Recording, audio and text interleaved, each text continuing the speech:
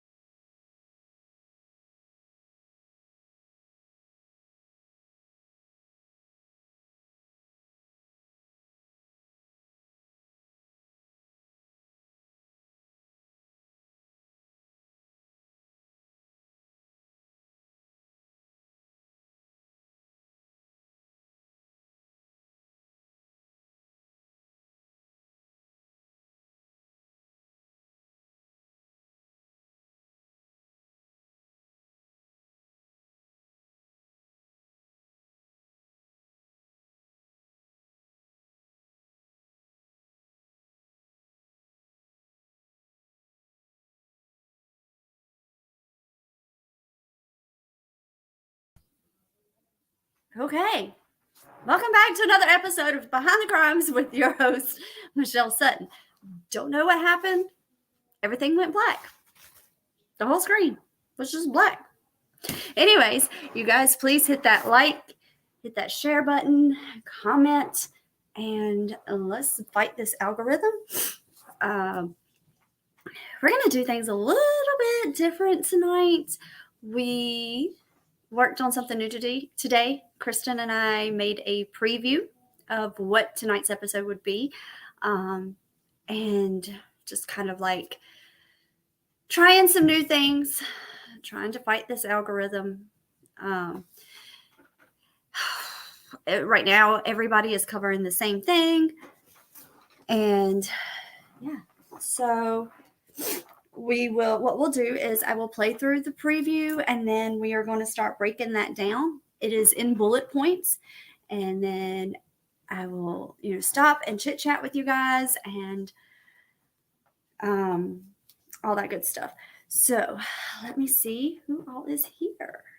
So hey Kristen, hey Kim O, hey Weezy, hey Natalie. Let's see. It does look like it has a lot of views.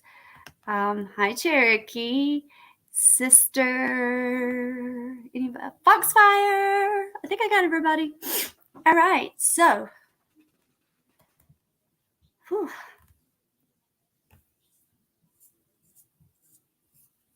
It's okay if you don't text. I understand. All right, so let me present my screen share. And because this is our first one, we feel pretty confident in the way this turned out. We used a couple of programs to make this happen. So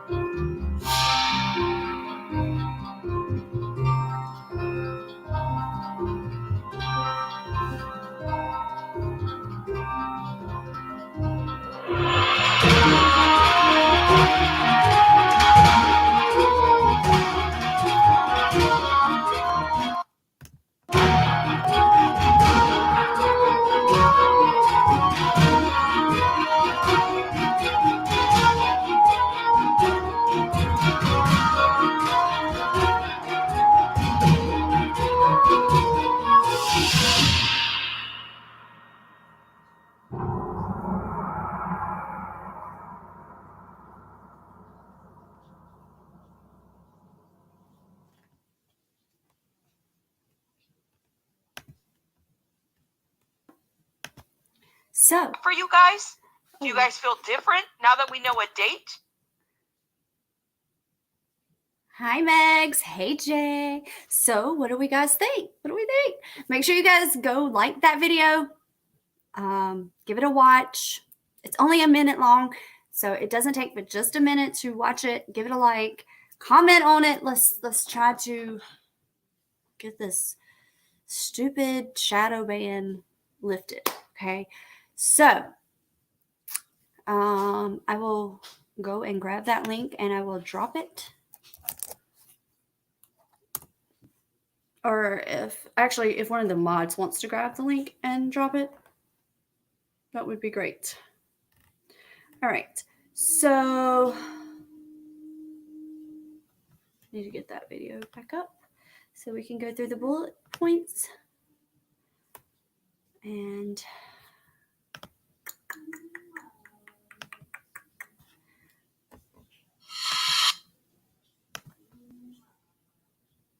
all right, so we're the search for Ana Walshe. Who is she, and what is known so far?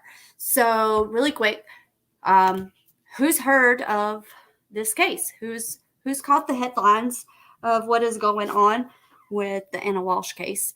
And thank you, Rix. Yeah,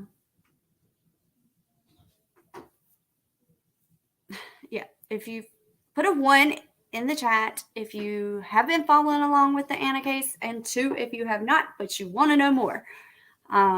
It's another one of those that just and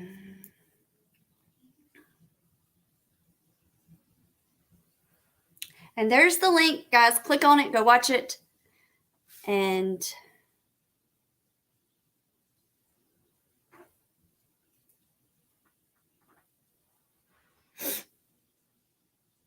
Fox, you have not. Megs, you have not. Oh, you guys are in for a treat on this one. All right. So we're going to start going through it. Let's start breaking this down. All right.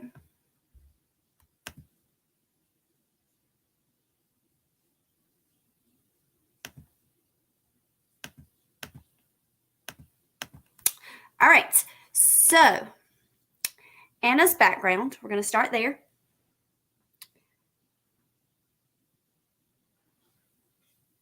Rix, I understand that completely understand it. All right, so Ana has disappeared at the age of 39, which means she is the same age that I am. So 39 years old, she disappeared. She has 3 boys, all under the age of 6. She is a regional manager for Tishman Speyer Property Management in Washington, D.C.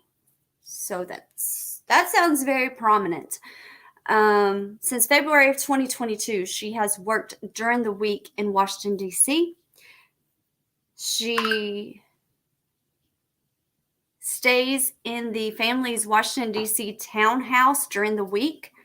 So she's commuting back and forth during the week. She's in Washington, D.C., at home on the weekends with her family. And we'll get into why that is separate in just a few moments. She worked 50 to 60 hours a week in Washington, D.C., and home on weekends with husband and her 3 kids. She's a native of Serbia and came to the U.S. in 2005. She went from D.C. to Serbia on summer work visas. She married Brian Walsh in 2015. It's that 7-year itch. Telling y'all. Purchased their home in Cohasset, Massachusetts in March of 2022 for $1.3 million. And she is a devoted wife and mother. So let's kind of like go through these bullet points and see what you guys want to kind of touch base on. The $1.3 million home. I mean, what? $1.3 million home? Whew. That's a big lump sum of money. So somebody's got some money, and it's not me. No.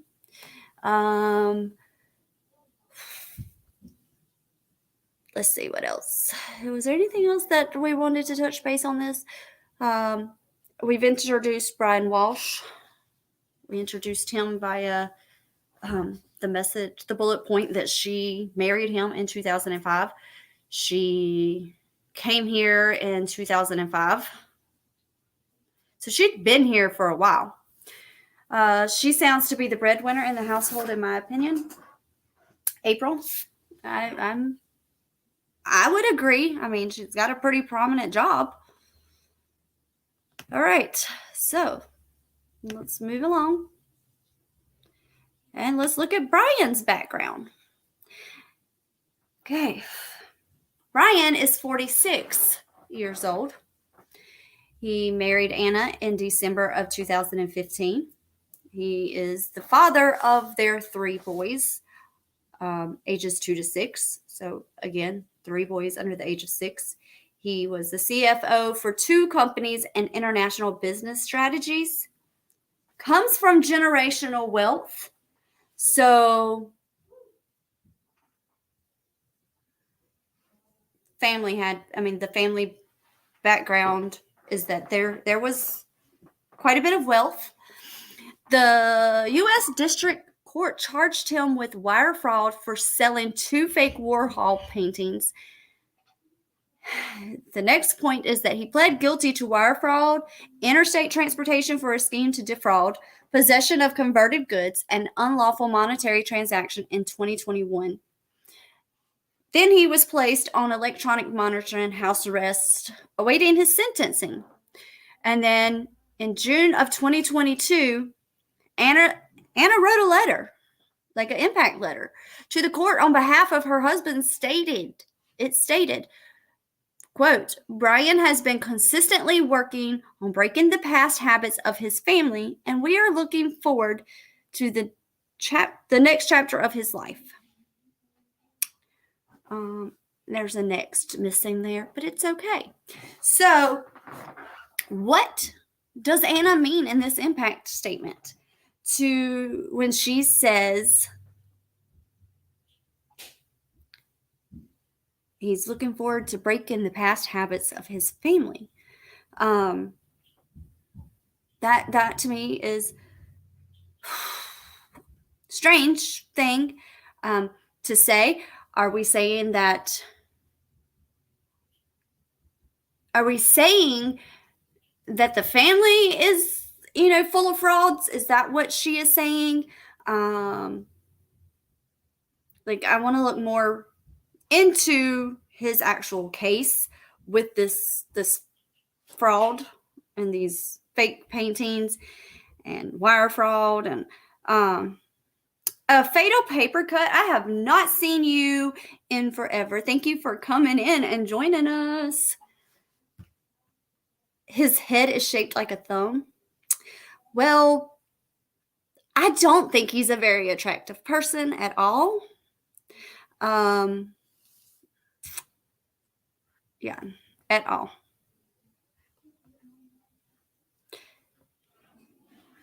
So let's move along to the next page. What do we have on the next page? Oh, these are just some photos of happier times. This is Ana with their 3 boys. This is 2 of the boys when they were little. This was wedding day. I think this is Ana and her mom. And I'm not sure who is with them.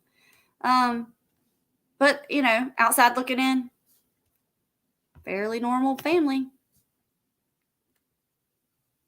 All right, here we are. Let me get that unblurry. Okay.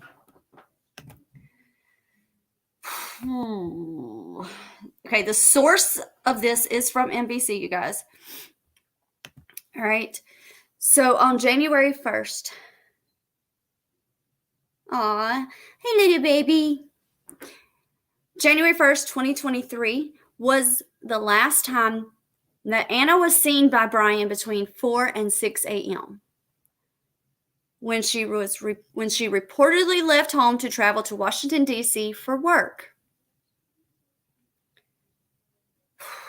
I'm going to try to keep my thoughts in line because when we were writing this up earlier, my words were not coming out very nicely. So I'm prefacing this by there may be some trigger warnings. Number 2, in the timeline, Brian said she left at 6 a.m. on New Year's Day via Lyft or Uber to go to the airport because she was scheduled to go to Washington, D.C.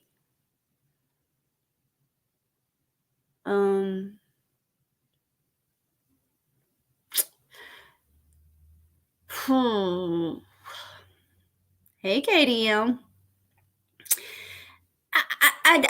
I don't know like how far the airport was from their home.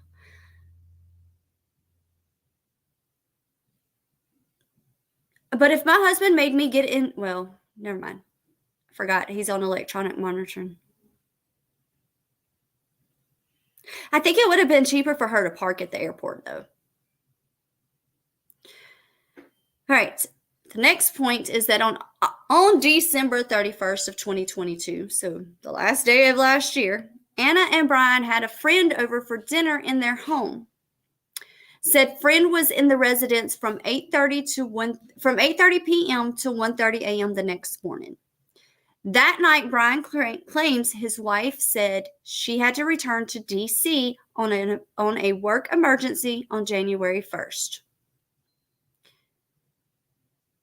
On the morning of January 1st, Brian claims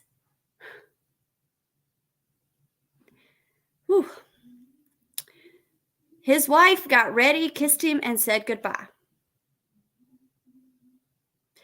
Now, she left at 6 a.m., you guys. Keep this in mind. She left at 6 a.m. Then Brian claims he woke up near 7 a.m. on January 1st to make the 3 boys breakfast. Hold on. We're gonna. Night, love you. Cold. I'm sorry. So you laid down for what? 11 minutes. Not you. So Brian, she leaves at 6 a.m. in an Uber or a Lyft or whatever to go to the airport, and then at 7 a.m. he wakes up near 7 a.m. like an hour later.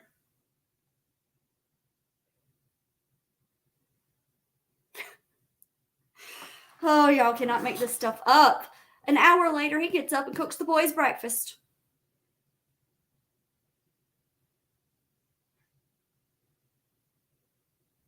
I believe that. Like, I believe there's oceanfront property in Arizona. Jesus. All right. So then Brian said he left home that day to run errands when the babysitter arrived at 3 p.m. So I'm assuming he didn't feed them any lunch that day, because he never mentioned that part. He said he left again. Okay, that was 3 p.m. So he ran errands. He left at 3 p.m. to run errands, but he was back because he left again at 4 p.m. to see his mother in Swampscott. He got lost on the way to his mother's.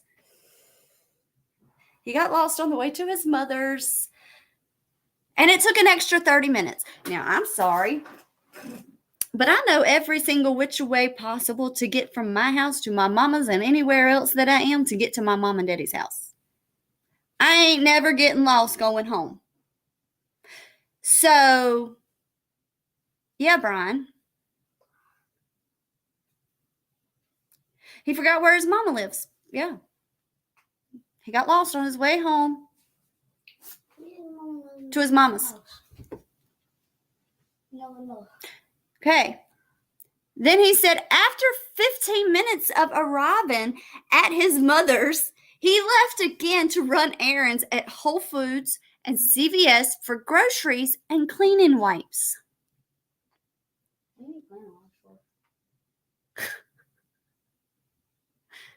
So you get to your mother's, you're only there for 15 minutes, you leave. Then you go back, because then he says Brian went back to mother's house and returned to his home by 8 p.m. Okay. Now, Natalie,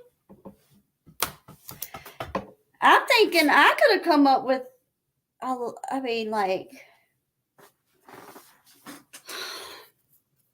one of these days, I'm going to make a video on what not to do when committing a murder.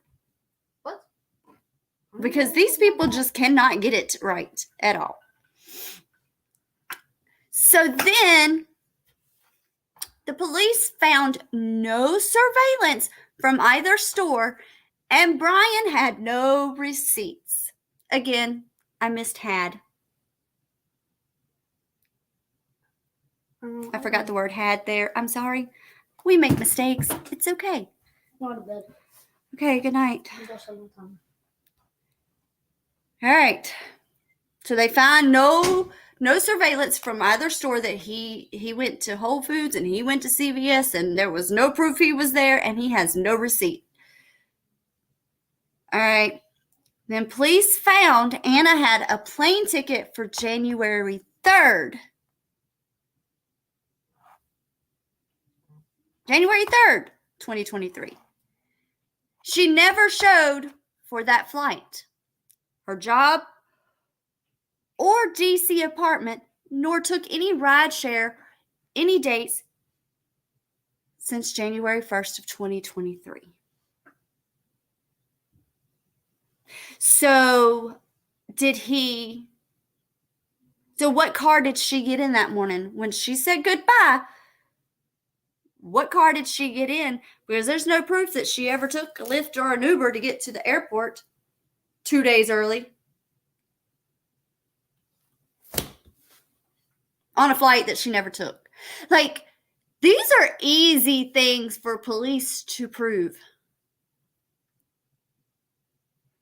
Like, the simplest of things for the police to prove. Oh. Now, the police said Anna's phone pinged on January 1st and January 2nd in the area of the family home, even though Brian said Anna traveled to DC. Well, where's the phone now?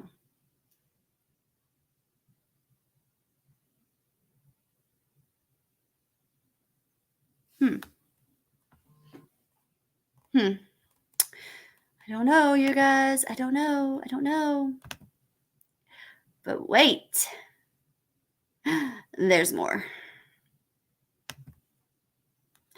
All right. Monday, January 2nd of 2023, Brian said since on home confinement, because remember, he's on that electronic monitoring for his crimes that his federal crimes he's already committed, those ones that he did some wire fraud and some selling some fake Warhol paintings. And yeah, you're not very smart there, dude. All right. On Monday, January 2nd, 2023, the next day, Brian said since on home confinement, he reported he took his son to get ice cream in Norwell. Now remember, there's three sons. Why did he only take one son to get ice cream? That's just messed up. Surveillance showed Brian went to Home Depot in Rockland at 4 p.m. where he purchased over $400 in cleaning supplies, including mops, buckets, tarps, Tyvek, drop cloths, and multiple types of tape at the store, while wearing a black and a black mask and blue surgical gloves. He paid with cash. He was not given permission for this trip to Rockland.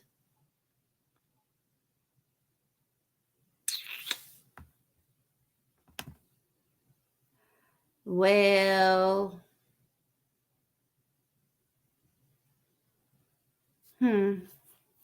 so he has to call before he leaves his home.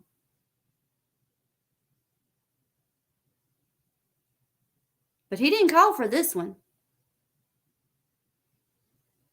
And he goes and spends $400 on cleaning supplies. And, I mean, first red flag is that the man walks in.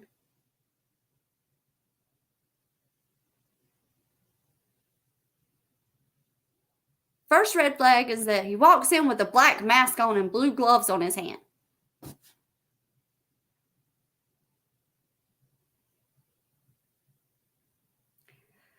All right. Cell phone data showed Brian traveled to the areas Abington and Brockton starting on January 1st. Now, this man that's supposed to not be able to leave his house sure is doing an awful lot of leaving his house. Like, is this monitor not, like, setting off alerts?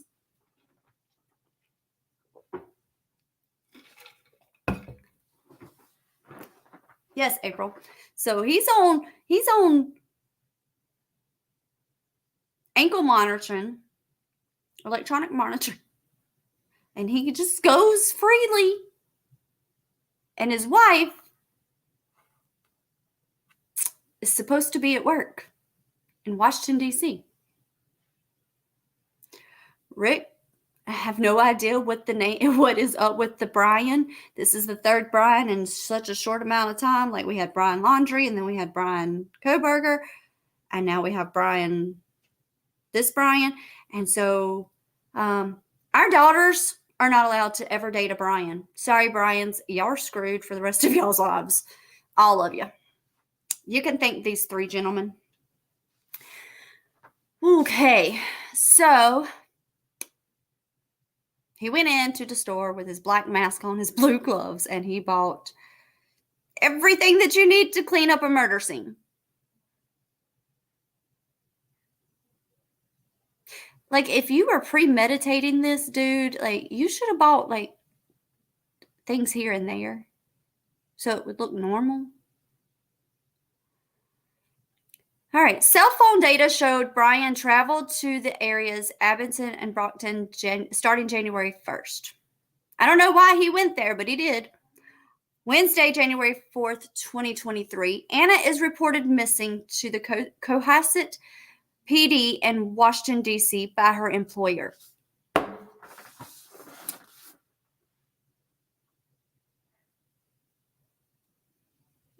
It's a sad day when your employer is the one who reports you missing.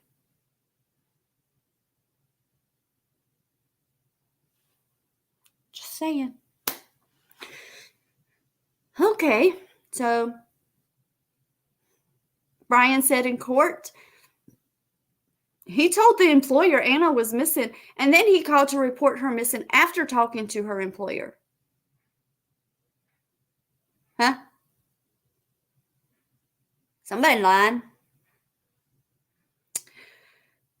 On January 4th, the police arrived at the Walshe residence at 6:30 p.m. to interview Brian. Hey, Money. Oh my gosh, I haven't seen some of you guys in forever. Oh my gosh, it's so good to see y'all. So they arrive at the Walshe residence at 6:30 p.m. to interview Brian. Then Friday, January 6, 2023, the police department announced Ana Walshe as missing, and prior their home catches fire. Can't make it up. Can't make this stuff up. So now their house has caught on fire.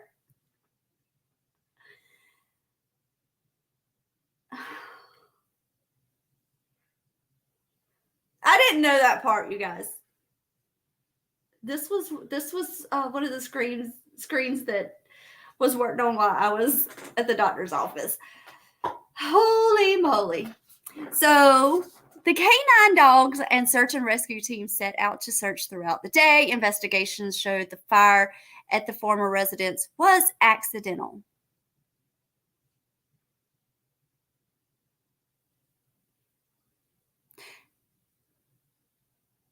I don't understand. It just does not seem that it is likely an accident.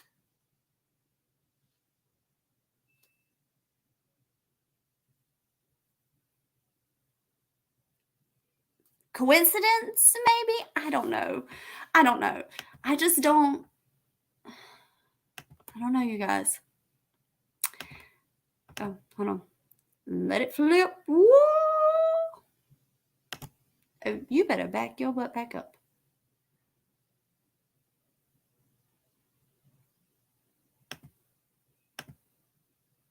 All right. So, we're on page 3 of this timeline, you guys. Saturday, January 7th of 2023, air and ground searches take place. Divers search stream near home and drain the pool. Sunday, January 8th of 2023, police execute warrant on a family home and Brian is arrested. Yay. We saw that one coming back there on page 1. Police find blood in the basement and a damaged knife with the blood on it.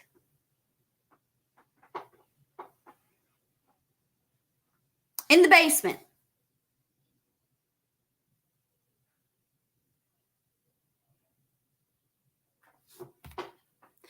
Dude. Whatever Google you used or whatever search engine you used gave you very bad directions. Your instructions failed. All right. Police take Brian into custody. Kristen, you was talking about my typing and you done put please instead of police twice. They take Brian into custody for probable cause. Brian had misled the investigators, obviously, in the search for Ana.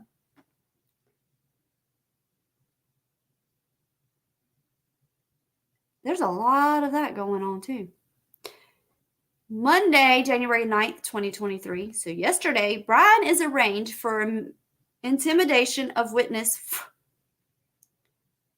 for misleading law enforcement from January 5th to the 7th in the disappearance of Ana.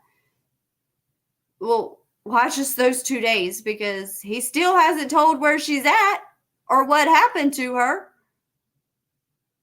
Brian's various statements allowed for Brian to have the time to conceal or dispose of evidence and cause delay.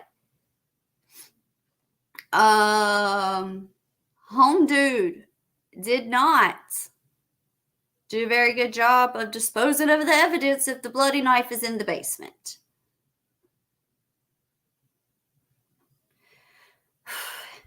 $500,000 bail is set.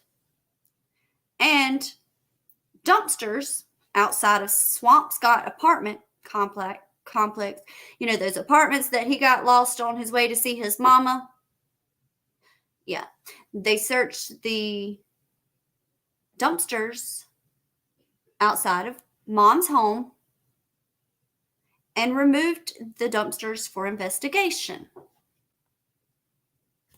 Let me just catch up over here.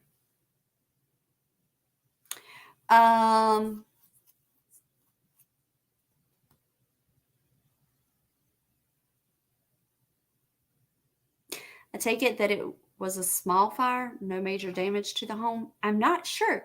I wasn't sure about the fire. I hadn't heard about that. Like, or either I did and it just went over the head because. So, yeah, he did not learn to clean up.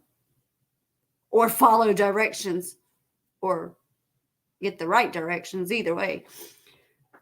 Wow. Is there anything else that I missed over here? I don't know if it was a small fire. We'll look into that.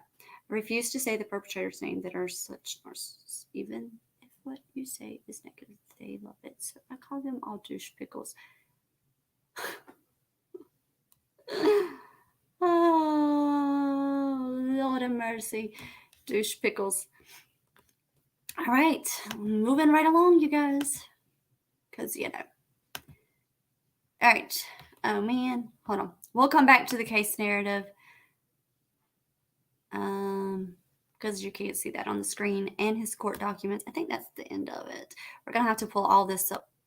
And here is all the articles that we used.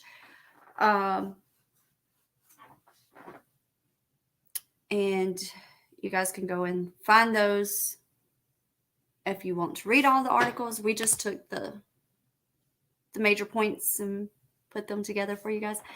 So, all right, let me pull up my email. And we're going to look at the case narrative, because just when you think things couldn't get funnier or more odd, we just have to prove you otherwise. Da, da, da, da, da.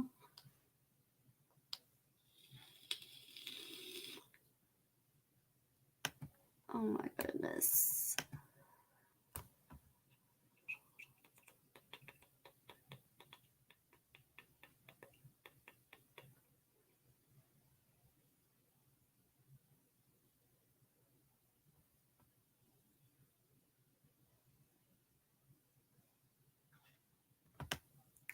All right, here is case narrative. The thing is that it is not even be hard for me to see. Dude, why are you not opening?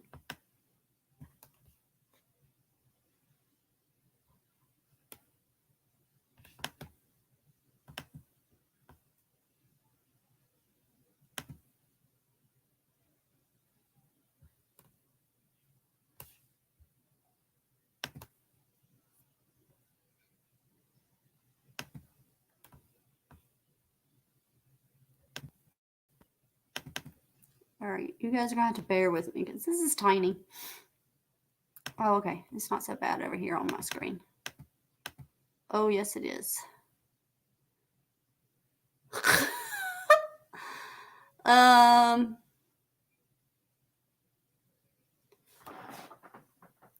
I'm not going to be able to make this one out, you guys.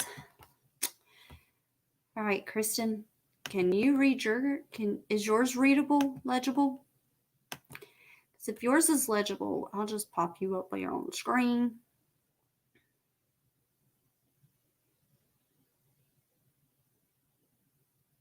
I know. No, they weren't. They were fake. They weren't even stolen. They were fake, right? They were fake.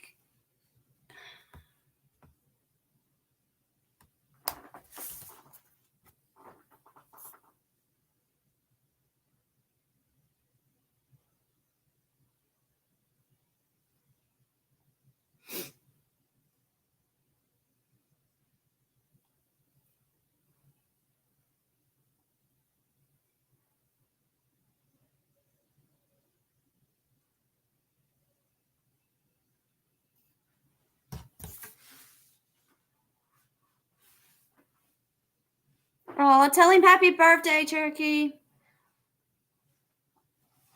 I sent it to you, Kristen. I ain't dropping it in the chat.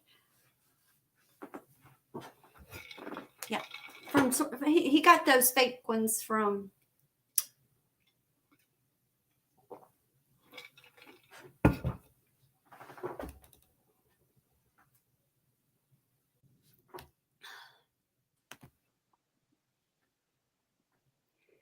Hello. Hello.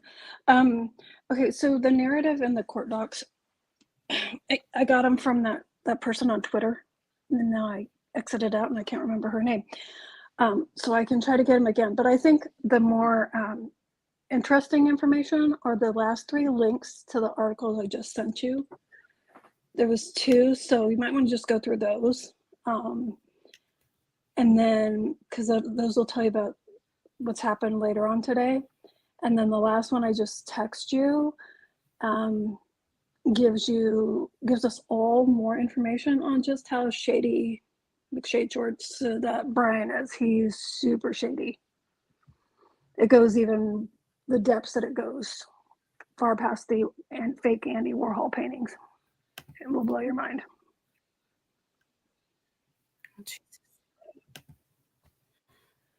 So I think if you just go through the email ones, it tells you everybody like where they searched today. They're searching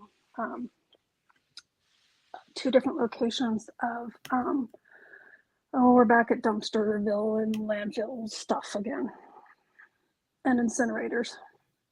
Okay. So this is from WCVB5 ABC. I am not going to play the video. You can see the photo. I'm just going to read. I do not need no notifications from you. All right. So 5 investigates hacksaw rug with blood found during transfer station search in the Ana Walshe case. So they found a hacksaw and a rug with blood in that place there. Okay.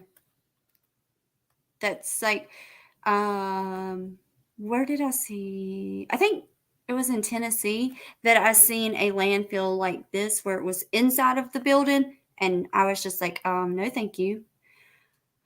All right. Her husband, Brian Walsh, is charged with misleading the investigation.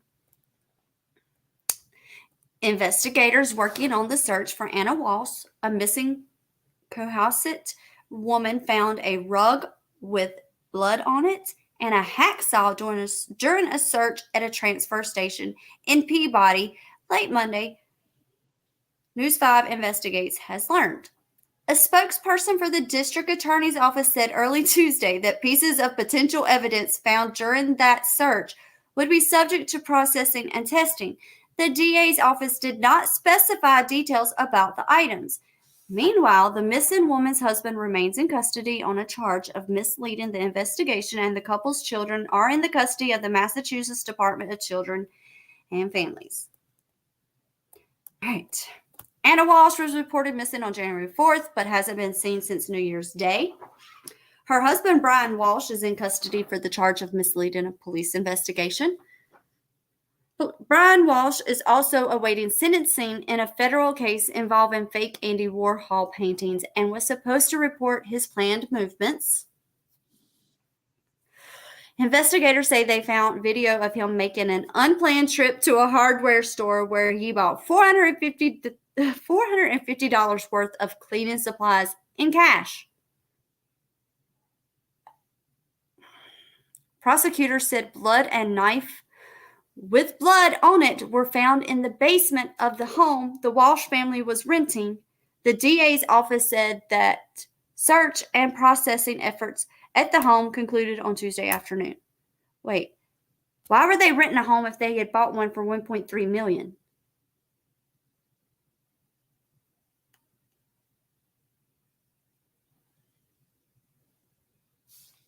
Hey, did I get kicked off again? Nope. Where? I'm over here talking to you and you're not even here. All right, I got a call again and it kicked me off.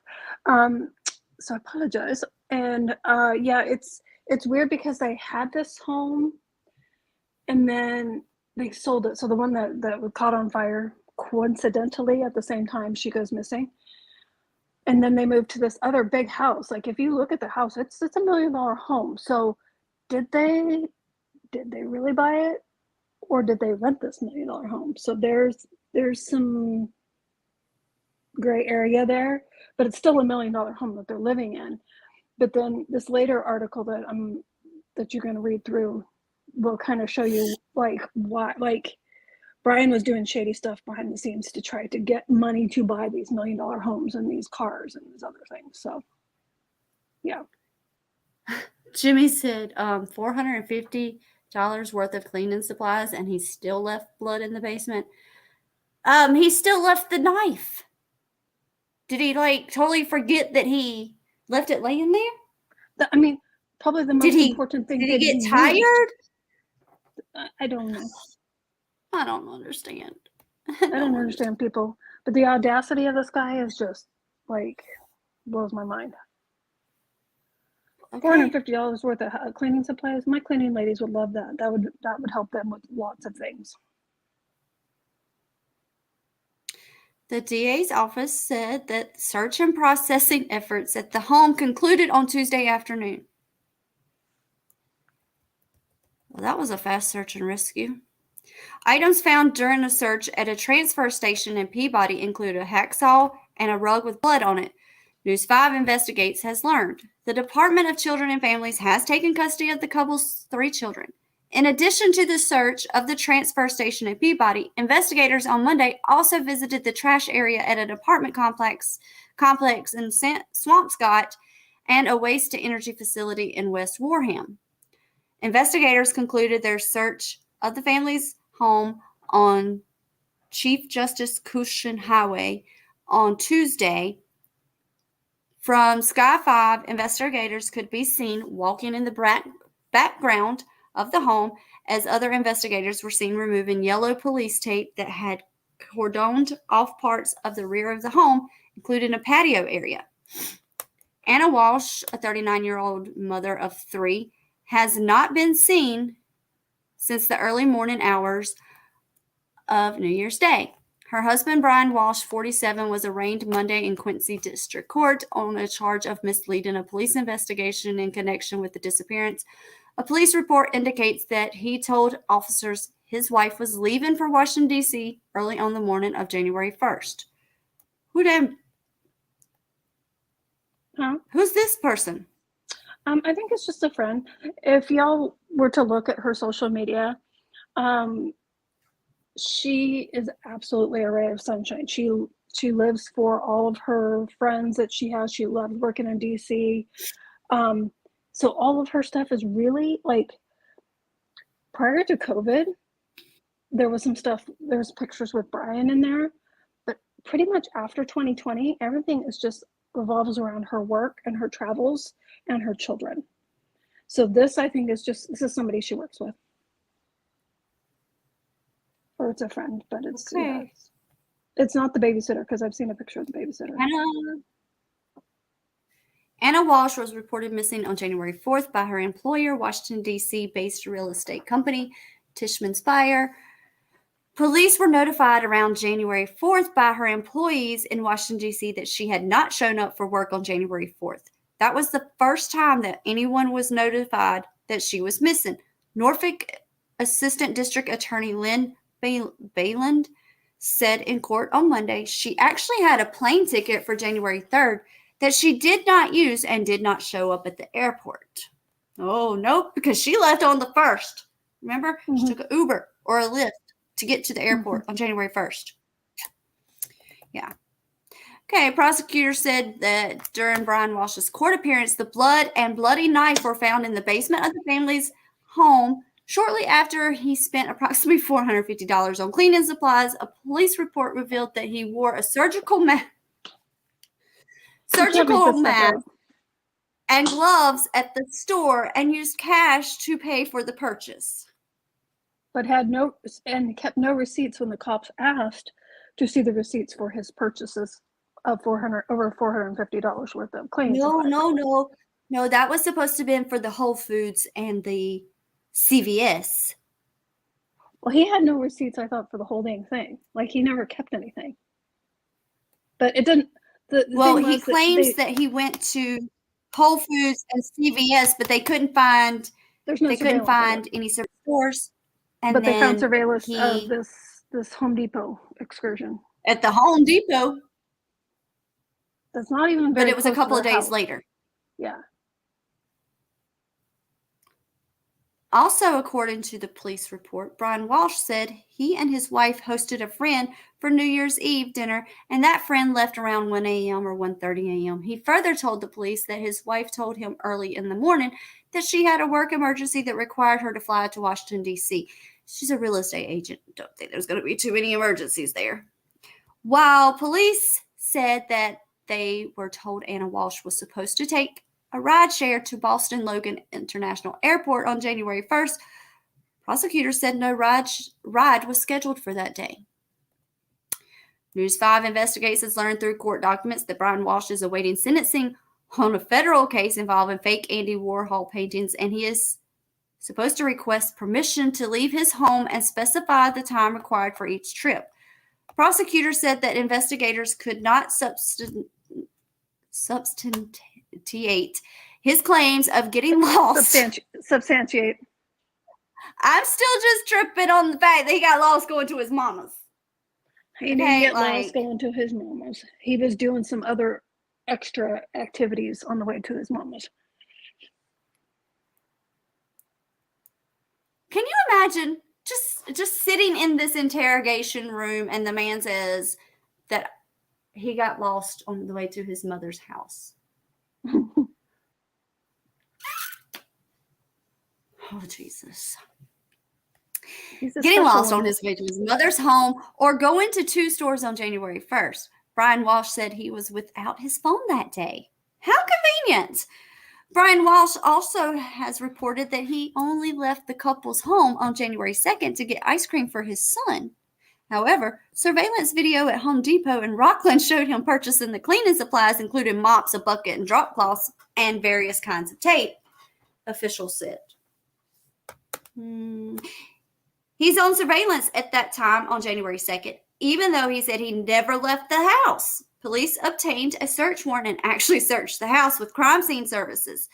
During that time, they found the blood in the basement. Blood was found in the basement area, as well as a knife, which also contained some blood. Okay. Furthermore, police found that Walsh's phone traveled to Brockton and Abington communities where he is not approved to travel. So he was only approved this whole time, since the first when she mysteriously disappeared till today. The only thing he's ever been approved for was to go get ice cream with his son. He wasn't even approved to go see his mama's house where he got lost on the way. He was nothing. Just the ice cream with the boy. Why did the electronic monitor not let anybody know? That's my big question. What's law enforcement or parole doing? Because he's supposed to be under watchful eye until April, till his federal sentencing.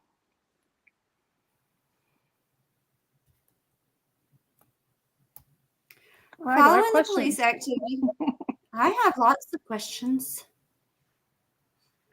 Following the police activity near the home of Brian Walsh's mother, investigators arrived at the trash transfer station in Peabody, where they meticulously combed through garbage for hours, one dump truck at a time. Those investigators eventually appeared to sort items onto a blue tarp. This is bringing back some PTSD right here. All right, News Center 5 has also learned that part of the search involves a dumpster that was brought in from an apartment complex in Swampscott, where Walsh's mother and okay, somebody made a mistake here, because it says where Walsh's mother-in-law lives. No, she lives in. She's still in Serbia, because Anna just went to Serbia right before the holidays to visit family. So they all go back and forth. So the landlord of the home that we thought they bought, that they're actually renting, Emily Meyer, that the basement has a concrete floor with equal space on both sides, but that it is not a living area. So it's an unfinished basement. On Monday, there was yellow police tape blocking off the doors to the home that lies off the Chief Justice Cushing Highway. Cushing, something, which is also known as Route 3A. A search of the family's Washington townhouse found no sign of Ana Walshe there. Friends said she commutes during the week for work at a job she started last year. Ana Walshe's cell phone pinged in the area of the couple's home on January 1st and January 2nd, which is after the time the defendant said his wife left the area. She is active on social media, but friends say those accounts went silent on New Year's Day. The one day that most people aren't silent if they're active. A defense attorney said her client has been incredibly cooperative with police. Sure. He is not charged with murder. He's charged with misleading investigators by not saying, as I understand it, if he went to a Home Depot, Walsh's attorney said, you, lady, man, whatever, you're going to rot too. Brian Walshe was held on a $500,000 bond and is set to return to court on February 9th. Well, looky there. You get a whole month to sit there and think about it. Ana Walshe, who was born in Belgrade, Serbia, was working at the Wheatley, a deluxe hotel in Lenox, when she met Brian Walshe, the son of a physician. Oh, he's a son of a physician too? They're both sons of a physician. So who attended boarding schools and top universities in 2008. The dude should be like freaking smart. Dude went to Carnegie Mellon. Oh my God. Yeah.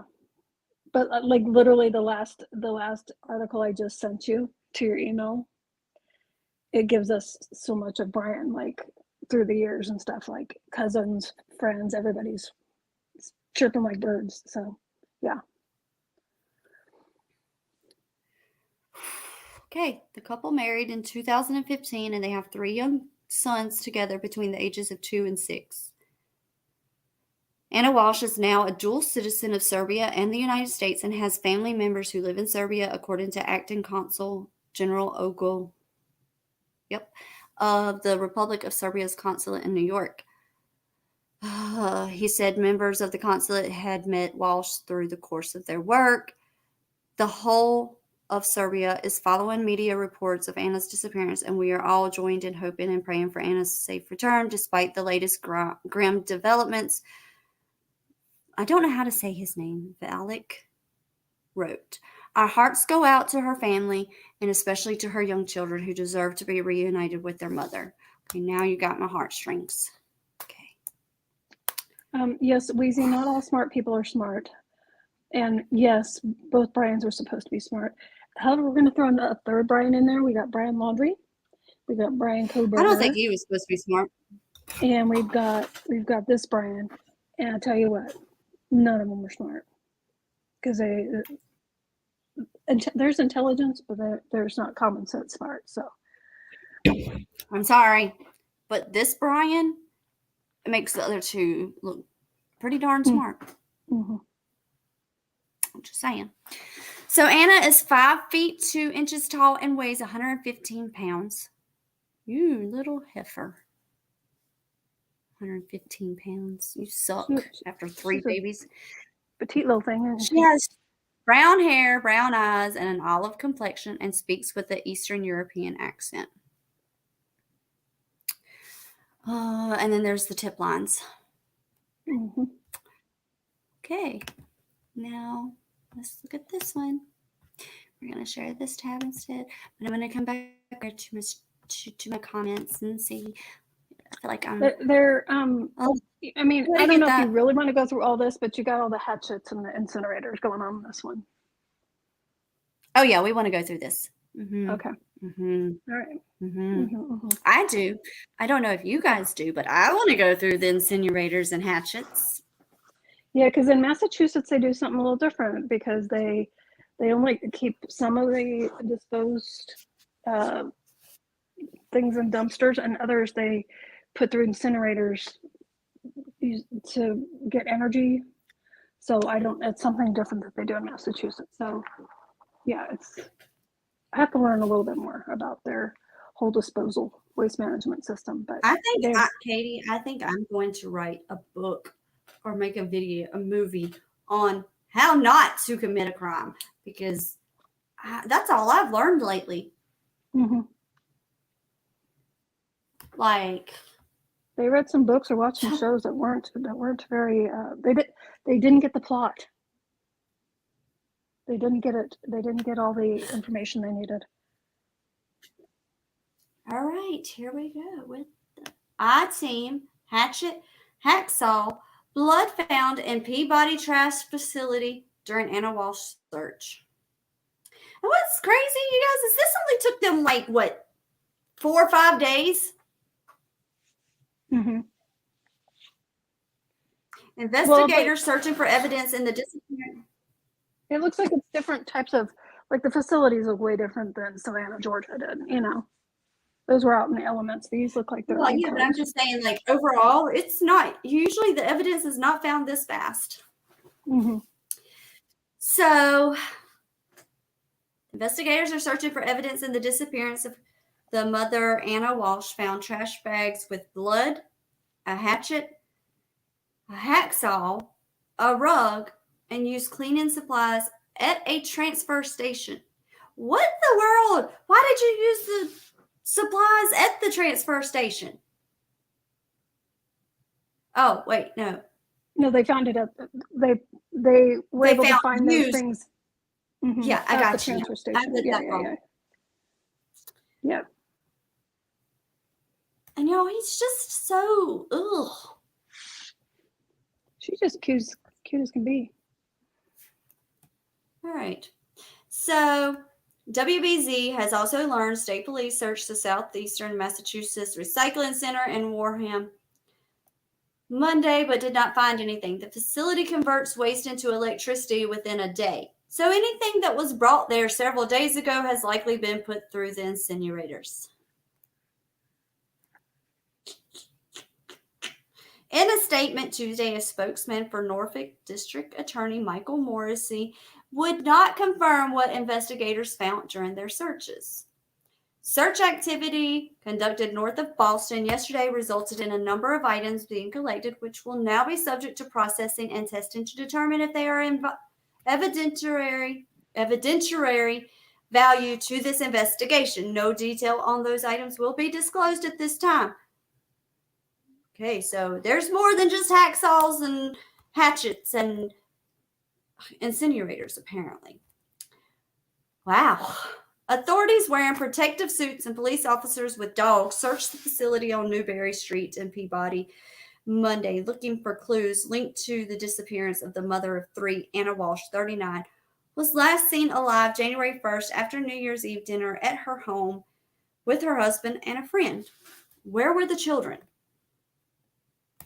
I think the husband, 47-year-old Brian, is currently being held on a $100,000 bond on a charge of misleading investigators in the case.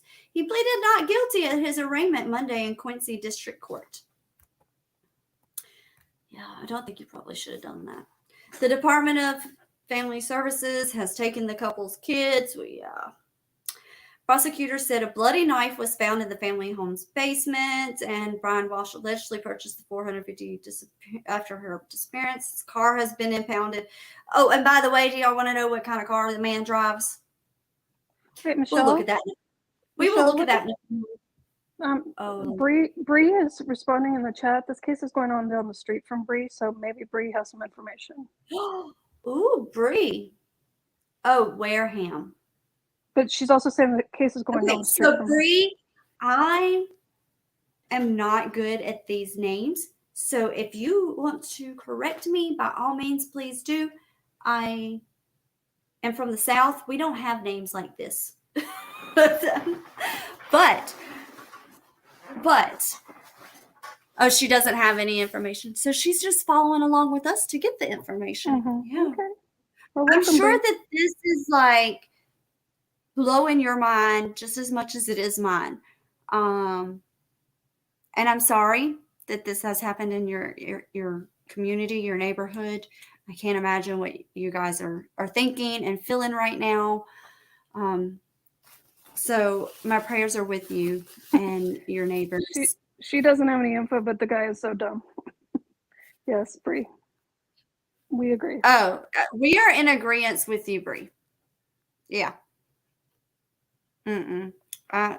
He's not a very smart criminal by any means. Mm-hmm.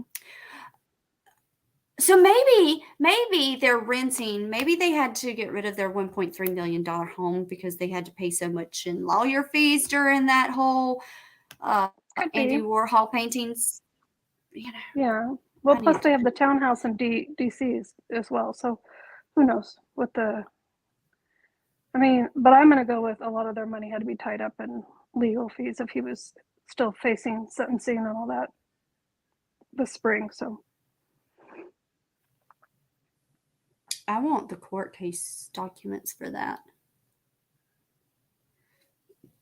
The Department of Children's Services has the kids. The prosecutor said a bloody knife was found in the family's basement, and Brian Walsh allegedly purchased $450 worth of cleaning supplies. Y'all, I just bought some cleaning supplies today, and I bought a whole bunch, and I didn't spend but $20. mm-hmm. So I don't know what kind of home store this man went to, but yeah. The processing of the home may be completed as soon as today or tomorrow, Trobe said Tuesday. There is no anticipated change or adjustment of the charges in place in this matter at this time. So right now, they're not going to charge him with more. But don't worry, those charges are coming, I'm sure. Prosecutors and Ana Walshe were reportedly last seen leaving her home around 4 a.m. Oh, prosecutors said Ana Walshe was reportedly last seen leaving her home around 4 a.m. on January 1st to take a ride. Wait, he said 6 was when she said goodbye. Mm-hmm. So his story changed? No, he said she left between 4 and 6, but then he said in another statement, she kissed him on the forehead and said goodbye at 6 a.m. And then he woke at 7 a.m. So I'm like, did he fall back to sleep? What did he do? 7 a.m. he woke up to cook the 3 boys their breakfast.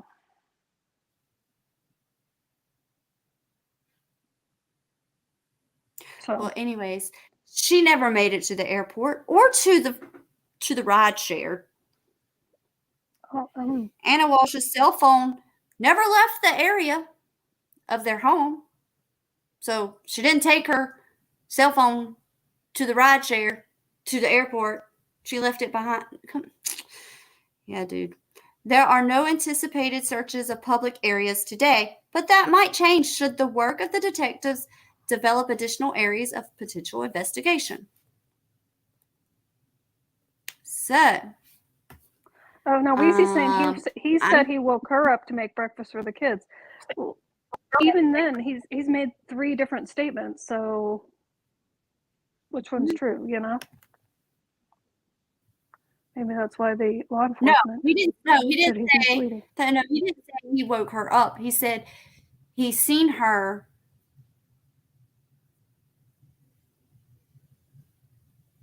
He's seen her at between 4 and 6. He woke up again at 7. He said she said goodbye at 6, and then he woke up again at 7 to fix the boys' breakfast. Thank you, Bree. Well, we're glad you're here, Bree. Well, at least the algorithm. Yeah. Meg said that she could spend $450 on cleaning supplies. I'm sure you could, Meg, but you have a lot of houses that you clean. I mean, I don't think she disappeared on her own.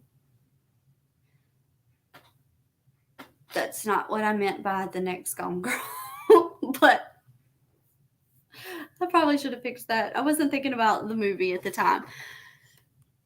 I don't think she disappeared on her own, you guys. Do not come at me. Okay. Now, I do want to pull up this photo just so I can.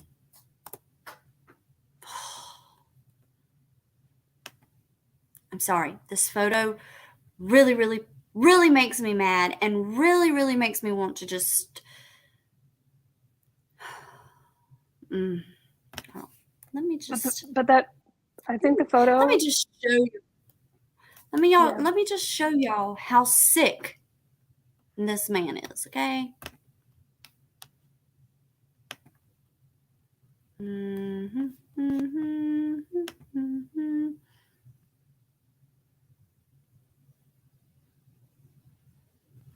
Oh my God, Weezy, you're gonna make me pull that back up again.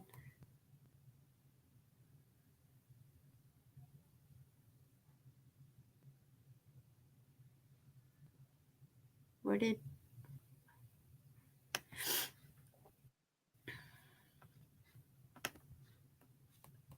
Y'all.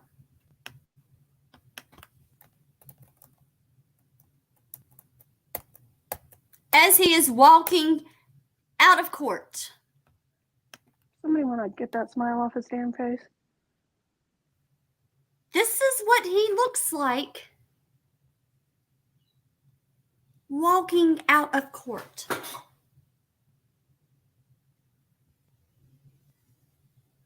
She doesn't speak to a man that's worried about his wife or how his kids are doing right now. I want to smack the smug look off of the man's face. Now, everybody remember this look that he has right now, coming out of court. He's already had the hearing. Now, Michelle, if you could pull up the next article that I just sent you. This will tell you what you need to know about his personality from people that know him. Email or? Email. Mm-hmm. Okay.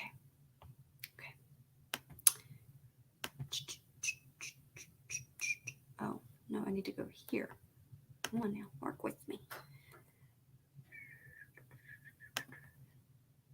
This is just crazy to me. I gotta make sure I don't clip that part and say, I just want to smack that off his face. He's just not a smart criminal. You know what, Bree? We're just getting to it. So, yeah. Yeah, Bree. So as soon as she pulls up this article, this will get into all of that.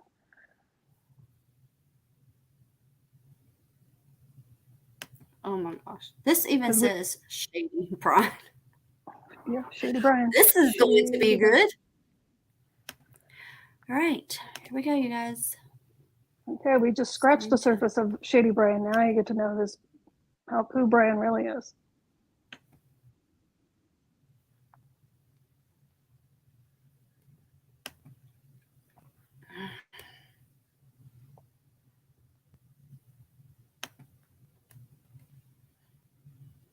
Okay. Is it showing? Yeah, you just have to scroll. Okay. A disputed will, a fraudulent art deal. Here's what we know about Brian Walsh's legal record. He knows how to play the legal system. He knows how to play everyone and everything. Apparently not. Allegations of fraud and deceit thrusted Brian Walshe through the state and federal legal systems long before authorities say he tried to mislead them in their search for his wife, who went missing from their home last week. So how do you say the town's name, Bree? Cohasset? I don't know. Records in at least 2 legal proceedings show.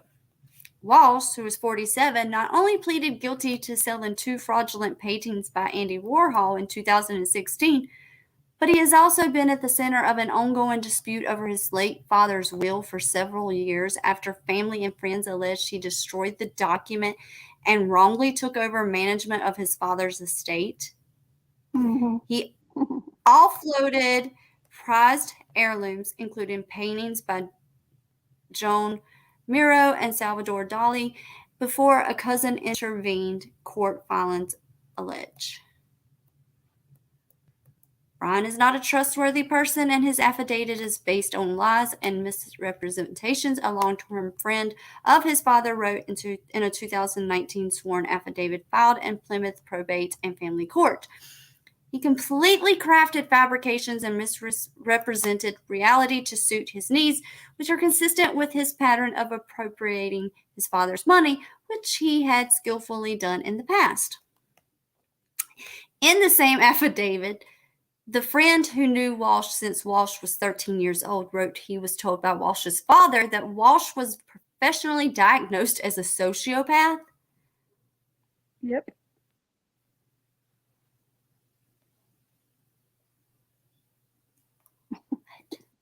Yep. What?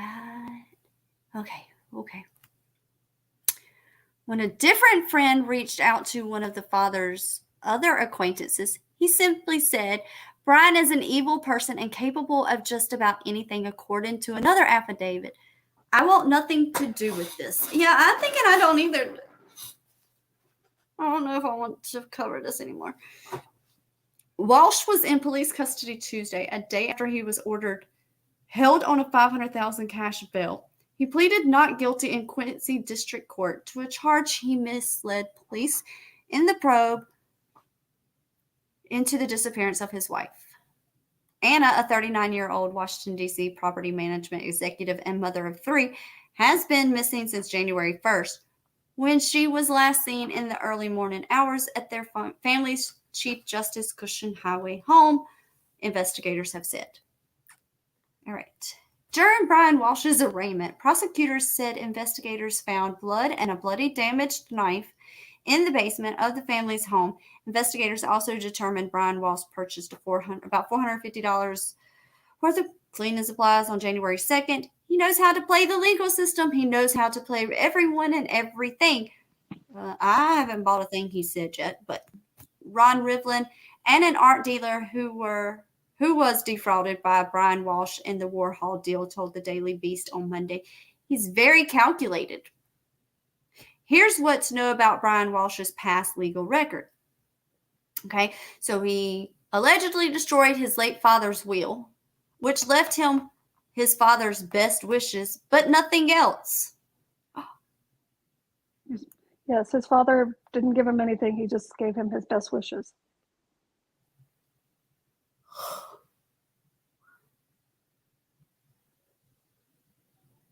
Wow. Wait, does he have any siblings? Not that I've uncovered yet. Bree might know, but I don't. I've just read about a lot of cousins. So how does anybody know what the will said then? He got a copy of it, and there was also there was a cousin. I'm going to give it away. It's at the bottom of the article. Okay. Brian, I'm sorry. I can't help. My mind thinks like I got, it starts rolling and I can't stop it. Brian Walsh was estranged from his father, Dr. Thomas Moorcroft Walsh III. Jesus, these names. With limited to no contact for at least 10 years before the latter's death in September of 2018, family and friends wrote in sworn affidavit filed in Plymouth Probate and Family Court. The split several wrote was in part due to Brian Walsh allegedly stealing a significant amount of money from his father, who had made clear in conversations over the years that not only did he not want contact with his son, but also that Brian Walsh was to receive no inheritance upon his death. For friends and family who spent time with Thomas Walsh, it likely came as a little surprise when he left his son only his best wishes, but nothing else from my estate, as per the words of his will. But in December of 2018, 3 months after his father's will, Brian Walsh had himself appointed as a personal representative of his father's estate on the grounds his father had no will, a document filed by federal prosecutors in the Warhol theft case states. A cousin in a July 2019 affidavit wrote, he, not Brian Walsh, was the rightful representative. Brian Walsh had actually destroyed the will, cleaned out his father's house in whole, and put the property up for sale, the cousin wrote. The original will only survived through cell phone photos taken of it by a friend of Thomas Walsh before Brian Walsh entered his father's house following his death, according to filings. Okay, time out. I got questions. Mhm. These people have money. Mhm. Why was this not done properly? Your guess is as good as mine. I don't know. And Like, Bree just people who have estates don't just write it up and take a picture of it on a cell phone. a lot of them go through their lawyers. So, Right. um, Dr. Thomas, I don't know. He just could have decided he wasn't going to do it that way. But Bree is correct. And the probate court still listed as active. And the will has disappeared because of Brian. The only reason that they know what was in there was because that cousin took a picture of it on his cell phone.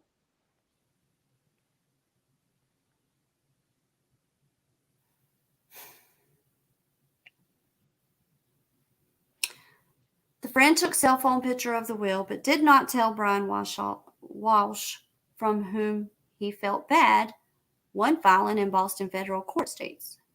Well, why'd you feel bad? But Brian Walsh, during his time as representative of the estate, was able to offload many of his father's assets, including paintings by Joan Miro and Dolly, Oriental rugs, Morona glass, Asian art pottery, and even a car, the filing says. Brian Walsh also allegedly pulled over $100,000 from his father's bank accounts and was in the process of selling the whole home before the cousin was appointed the special person representative by the probate court. In his own affidavit filed in 2019, November of 2019, Brian Walsh wrote, in the years prior to his father's death, the two of them reconnected, especially after his birth of his son in 2016. That is possible.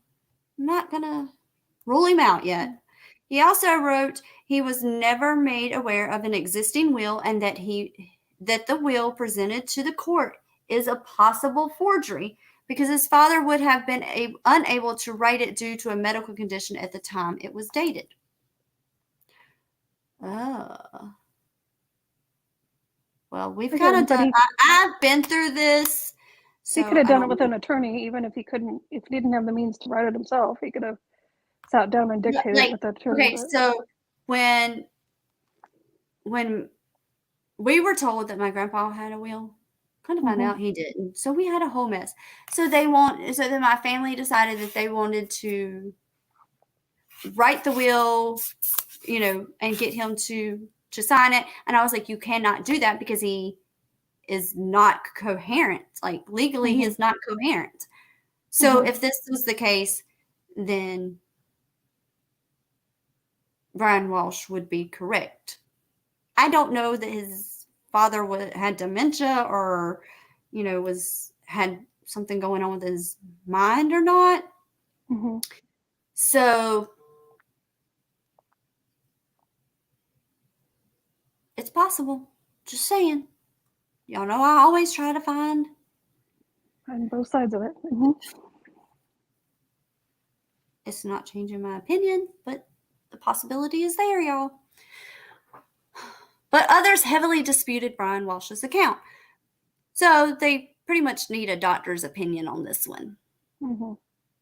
Brian Walsh's affidavit is a fantastic story if it were true, his cousin wrote. However, it is a work of half-truths and fiction, of which much can be disproven. Our friend, in a part of his affidavit, wrote that once when Brian Walsh reached out to his father, Thomas Walsh told him, "You're my son, and I will always hope for the best for you, but I do not want to re-engage. If I did, I know that I would be letting mayhem back into my life, and I can't have that." Okay. The friend added, this would be in line with what Tom told me maybe 6 or 7 years ago, that when Brian had been a long-term patient at Austin Reags Center Psychiatric Hospital, he was diagnosed as a sociopath, and this would never change. Brian Walsh sold 2 Andy Warhol pieces in 2016. They were fake. Ron Rivlin is a seasoned art dealer, especially when it comes to original works by Andy Warhol, but the founder of Los Angeles Revolver Gallery who's also considered one of the top Warhol dealers in the country, admits Brian Walshe was able to dupe him in an ill-fated $80,000 transaction in 2016. Well, apparently you weren't the best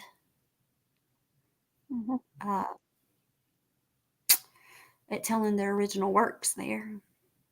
I've bought over 1,000 Warhols, and this is the one and only accusation that got by me, Rivlin recalled in an interview with the Daily Beast on Monday. He was that good. Clever playbook of Oscar-worthy performance. In 2021, Walshe ultimately pleaded guilty in federal court to charges he sold Rivlin 2 fake pieces by the late legendary artist.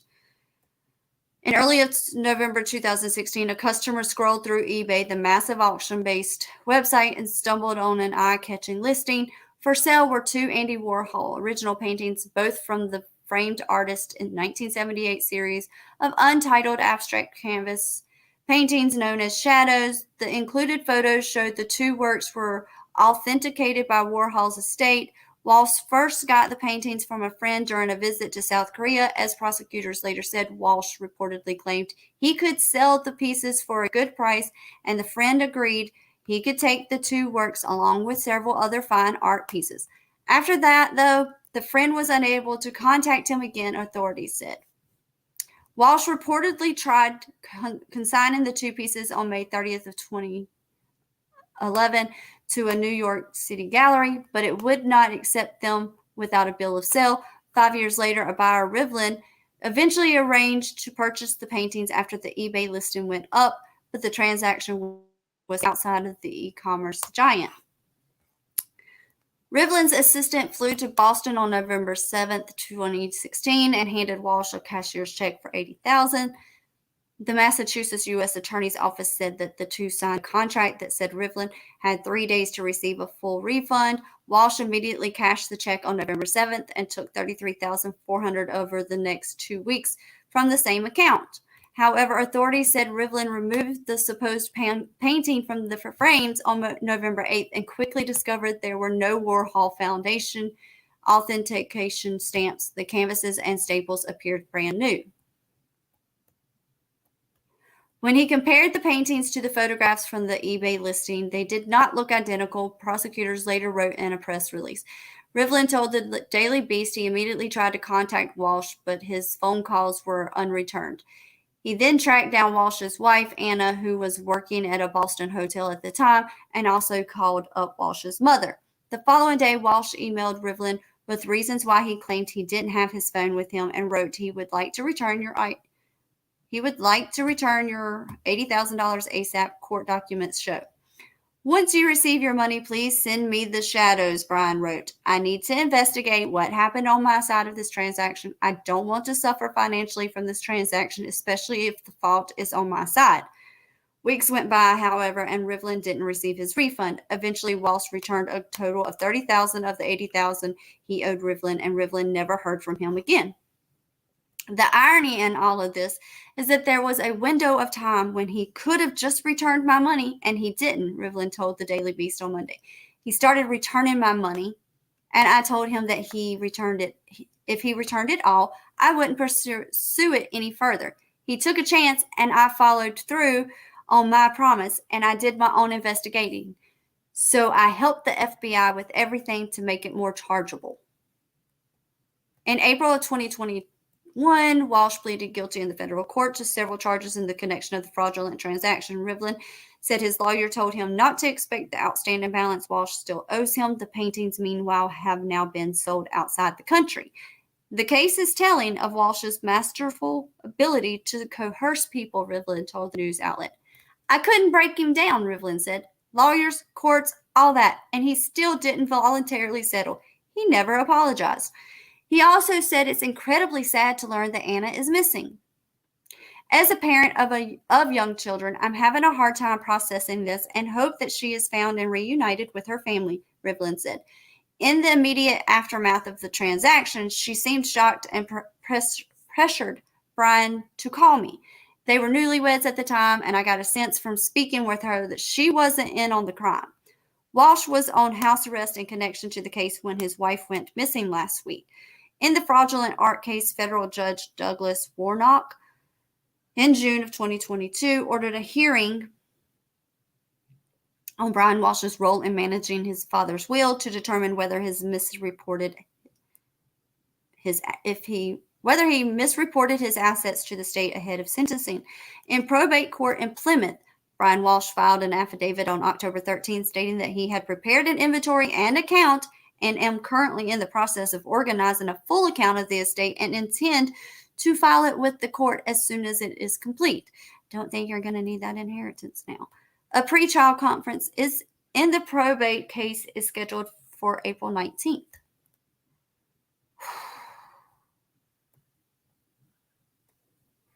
Okay.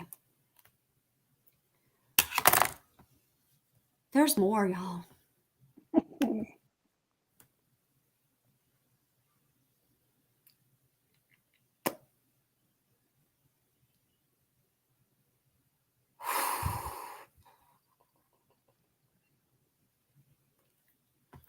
All right. Moving along. A letter submitted to Warnock from Ana Walshe in June of 2022 painted another picture of Brian Walsh. Ana Walshe expressed appreciation for the Warnock allowing her husband to spend the previous 8 months at home as the legal proceedings played out.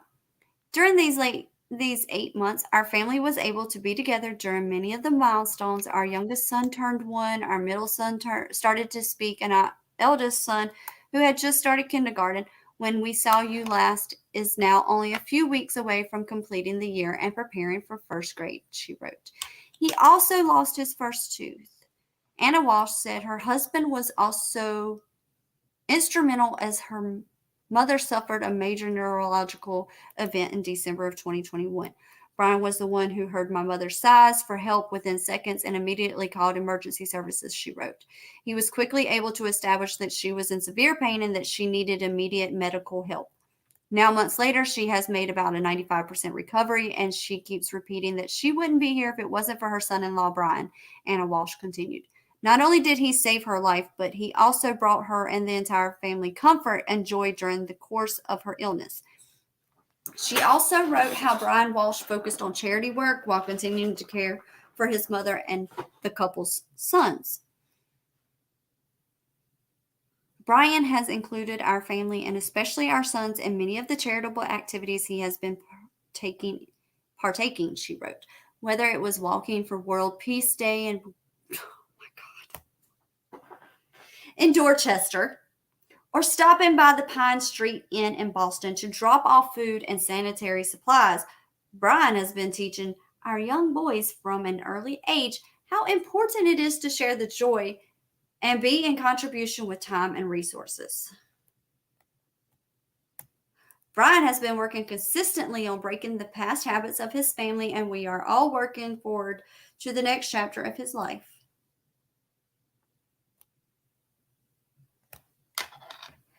Okay. So, yeah, that is what we have as of now. There's no other updates unless if something happened in the last couple hours.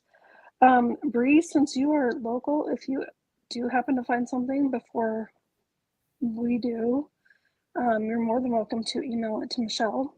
The mods can give you an email to send her any information you might have via email. And then, we'll just do our best to keep you guys updated. But it looks like right now he's not going back to court until February 9th. And they're just trying to locate and or recover Anna at this point. As for the boys, even though they're with CPS, that doesn't mean that they're not like with a non-related extended family member. They had a babysitter and they had some other family friends in the area. Maybe they have stepped up for temporary placement until they can work some other things out because her family is over in Serbia, so they're having to deal with the two different countries and all that. So that does take some time to do that. But I do believe that they're in good care. They're just probably in the custody of the state, but with somebody they're probably familiar with.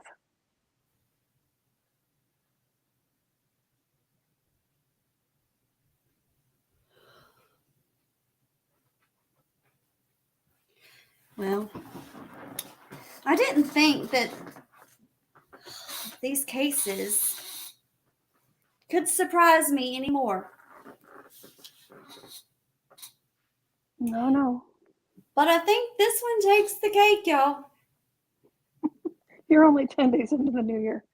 It's not going to take the cake, I promise you.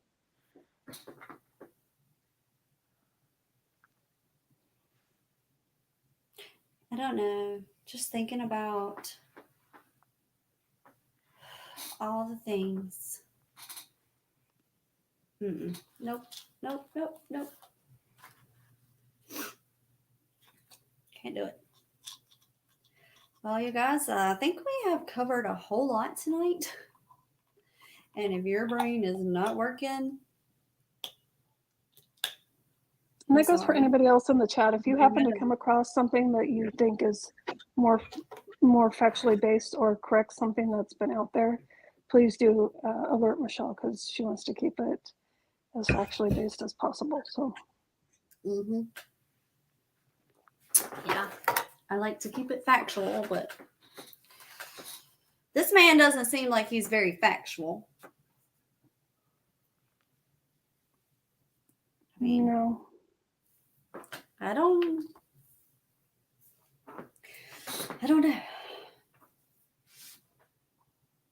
It's just not looking very good for you there, sir.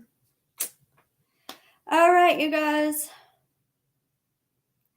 I am going to go to bed and get me some sleep. Go see my daddy tomorrow. Hopefully, get to go see my daddy tomorrow. So, I will work on another video again tomorrow. I think we enjoyed doing it that way. And then Yeah, I'm sorry that the autocorrect did that for the please. it's okay. But it got Swampscott, no problem. I know it did get Swampscott. I was like, the world. Didn't All right, fuck you that guys. up. So, is there anything else in chat? No, I don't think so. No, looks like everything's good. No. Yeah, not looking right, good for any of the Bryans. No. Nope. Your daughters cannot date Bryans. And I will sign off with that. I love you guys and good night. Good night.